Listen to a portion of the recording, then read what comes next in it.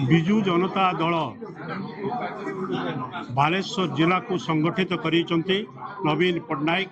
पूर्वतन मुख्यमंत्री नवीन पट्टनायक आम नेता सुप्रीमो बालेश्वर जिला को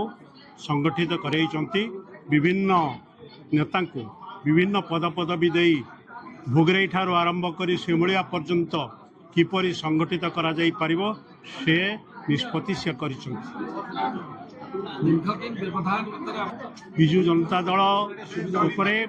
आस्था प्रकट जनसाधारण रही बालेश्वर जिलार सिमुलिया ठार भोगराई पर्यंत सबू निर्वाचन मंडलीर जनसाधारण भोटार आस्था प्रकट रही आस्था प्रकट रही पंचायत निर्वाचन आगामी पंचायत निर्वाचन नेता प्रस्फुटित हम एवं आगामी 2029 जो निर्वाचन हम ता प्रस्फुटित हम जो नेतृत्व मैंने आम फेरी आसी विशेषकर मानवर पूर्वतन मंत्री रघुनाथ महांती जी दीर्घ वर्ष धरिकी दूरेकरी थे एवं जीवन प्रदीप दास आम पूर्वतन विधायक सी फेरी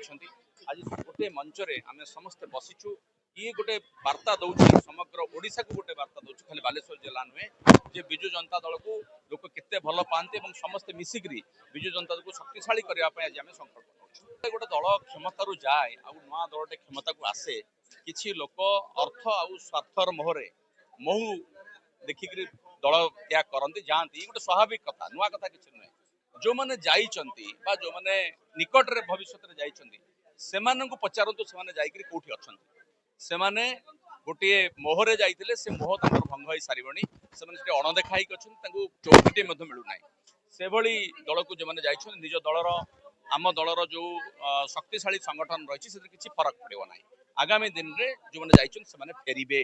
आ लिखि रखंतु आगामी पंचायत निर्वाचन में लोक जवाब देवे नवीन पट्टनायक जो सुशासन थिला से जो 24 वर्ष भितर ओडिशा को गोटे समृद्ध ओडिशा रे परिणत करथिले आज लोके तांको झुरुछंती कहीं ना गोटे अपारग सरकार आछंती से सरकार रो कोनोसी कार्यक्रम कोनोसी विभाग सहित कोनोसी विभाग रो समन्वय नाही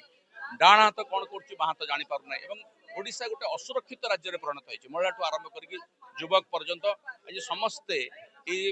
नुआ सरकार उपरे से विचलित अच्छा व्यस्त विव्रत अच्छा तेणु लोक अपेक्षा कर आगामी निर्वाचन आसो पृथ्वी विजु जनता दल से क्षमता को फेरवे मानवर आमर पूर्वतन मुख्यमंत्री नवीन पट्टनायक आउ थे क्षमता को फेरवे ओडिशा को पुणी थे सुशासन प्रतिष्ठित समस्ते बालेश्वर विजु जनता दल तरफ केते संख्यार वर्षा सत्वे आसी आमर प्रिय नेता माननीय नवीन पट्टनायक को धन्यवाद देइचंती एक संबर्धना माध्यम आम समस्ते एकजुट हो ये जिला गोटे इंटेलेक्चुअल जिला एजुकेटेड लोकों जिला ये जिले में आमर मूल रहिबो जे आम जो बीजेपी भाषण और शोषण सरकार चली प्रत्येक गाँव रे प्रत्येक निर्वाचन मंडल एक अराजकता सृष्टि है कुशासन सृष्टि होती विरुद्ध में आम लड़ाई करूँ एवं आगामी पंचायत इलेक्शन में यार प्रतिफलन।